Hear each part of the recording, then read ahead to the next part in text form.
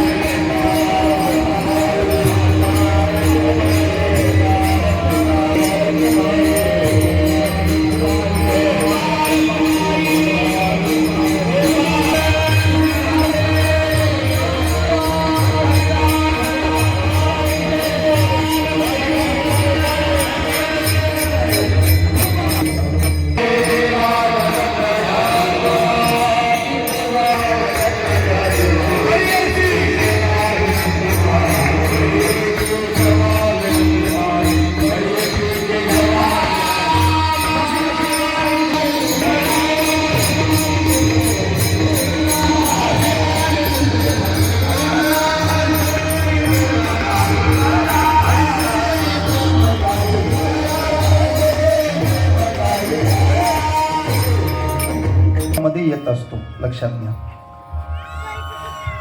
ही पृथ्वी माता रडत रडत भगवान परमात्म्याकडे गेली, परमात्म्याला विनंती केली, देवा पापी जे अभक्त दैते जे मातले धर्मीशी झाले ओझे त्यांचे,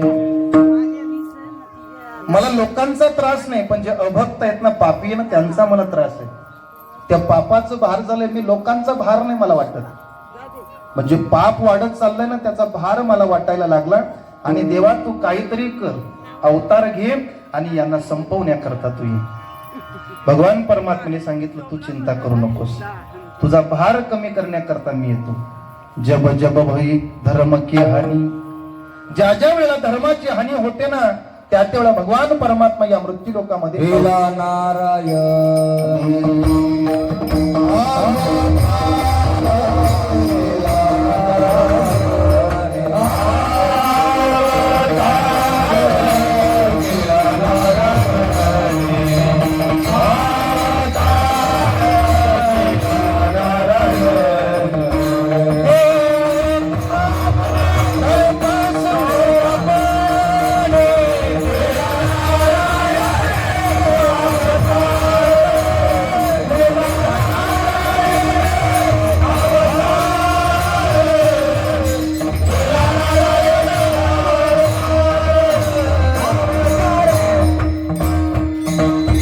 भगवान परमात्मा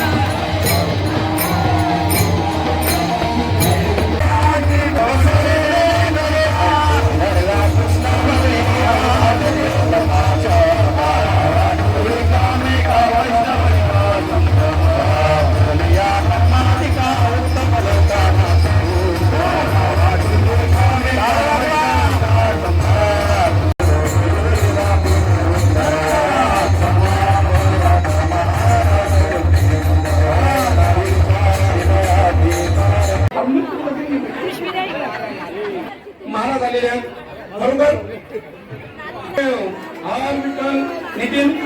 नितीन पाटील हे आता नितीन असायची